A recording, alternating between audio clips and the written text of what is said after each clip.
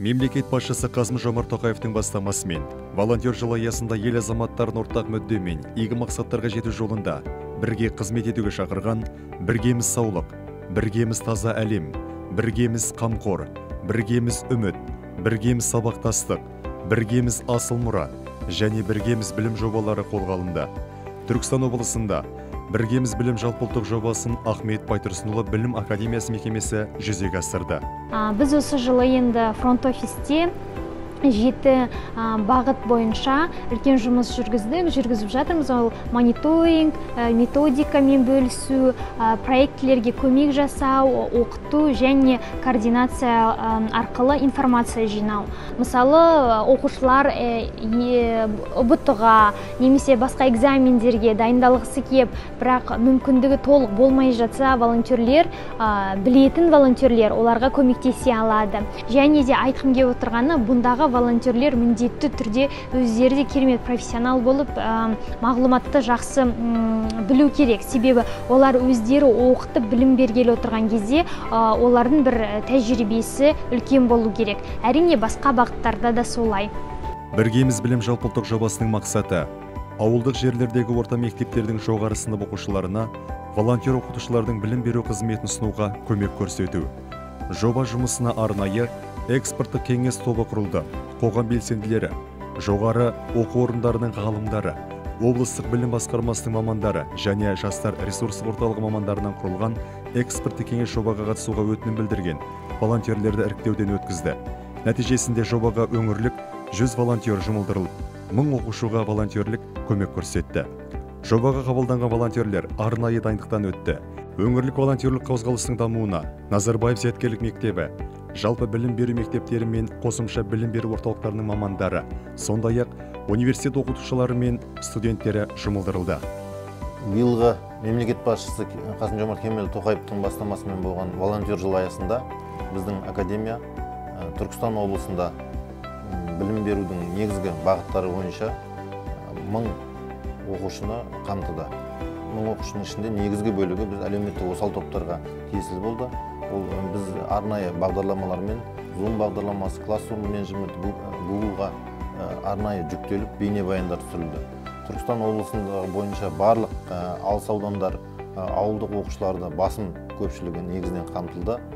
Бұндағы ерекшелігіміз жер-жерде, ауылдық жерлерде, өңірлерде интернеттің әлсіздігін біз ескере отырып, сол бағдарламаларды арнайы платформаға салып қойдық. Және бір ескере кететін жағдай, ұлттық бірыңғай тест, құқықтық сауаттылық, компьютерлік сауаттылық және ғылыми олимпиадаға дайындау бойынша негізінен елімізге танымал мамандар, онымен қоса академиялық кеңесі, эксперттік кеңес, сарапшылық кеңес барлығы да жұмыла осы Түркістан облысына байланысты біздің жалпы ұлттық жобаға, біргеміз білім жобасына толығымен атсалысты. 5 түрлі бағыт бойынша ауыл мектептерінің оқушыларына 2020 жылдың наурыз, қараша айларының аралығында тегін курстар мен семинарлар ұйымдастырылды. Оқушыларды іріктеу барысында әлеуметтік топ өкілдеріне басымдық берілді. Ұлттық бірыңғай тестілеуге дайындық курсына қатысқан оқушылар кешенді дайындықтан өтті. Оқушыларға міндетті және бейіндік пәндер бойынша видео сабақтар түсірілді. Тестілеу нәтижесі бойынша 100 оқушы мемлекеттік білім беру грантының иегері атанды. Ағылшын тілін үйрену курсында 250 оқушы elementary және pre-intermediate деңгейлер бойынша 2 айлық курстан өтті. Волонтерлар Zoom платформасы арқылы онлайн форматта сабақ жүргізді. Сондай-ақ кез келген уақытта қарау мүмкіндігі бар видео сабақтар мен тапсырмалар әзірленді. Бұл өз кезегінде ауылдық жерлердегі оқушылардың тілдік құзыретін арттыруға септігін тигізді. Құқықтық сауаттылық семинарына 300 оқушы қатысып, баланың негізгі құқықтары мен міндеттері, бала және отбасы, бала және қоғам, балалардың тұрмыстық қауіпсіздігі тақырыптары бойынша мамандардан кеңес алды. Пәндік олимпиадаға дайындық курсына 40 оқушы қатысты.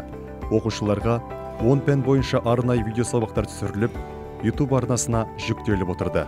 Ғылыми жоба жұмысына дайындық курсында оқушылар волонтер оқытушылардың көмегімен ғылыми жұмыстың жазылуы, тақырып таңдау, әдебиеттермен жұмыс жүргізу бойынша кеңестер алып, волонтерлердің жетекшілігімен ғылыми жұмыс дайындады.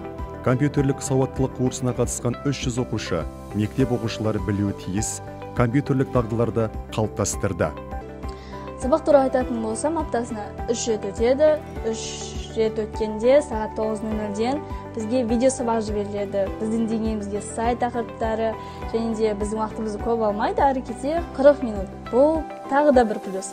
Келесінде айтатын болсақ, бізде Zoom конференциясы болады. Конференцияда біз өзара пікір алмасамыз, сабақты талқылаймыз. Біздің жетекшіміз бізге сұрақтарға жауап береді, және кері байланысқа өте таптырмас нәрсе десем де болады. Бұл екінші плюс. Үшінші плюсті айтатын болсам, бізге үй тапсырмасы беріледі. Үй тапсырмасы сол видео сабақта өткен тақырыпқа қарай беріледі, және сол біз тақырыпты пысықтаймыз.